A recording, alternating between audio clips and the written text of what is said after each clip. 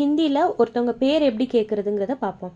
உங்கள் பெயர் என்ன அப்படின்னு கேட்குறக்கு துமாரா நாம் கியா ஹை. துமாரா அப்படின்னா உங்கள், நாம்னா நேம், கியானா என்ன, ஹை துமாரா நாம் கியா ஹை. இதே ஆப்கா நாம் கியா ஹை அப்படின்ட்டு கேட்கலாம். ரெண்டுமே சேம் தான். அதுக்கு ஆன்சர் சொல்கிறக்கு என் பெயர் ராஜா. அதை எப்படி சொல்கிறது? மேரா நாம் ராஜா ஹை. மேரா அப்படின்னா என்னுடைய, நாம்னா பெயர், ராஜா அப்படிங்கிறது ஒரு பேர், ஹை மேரா நாம் ராஜா ஹை.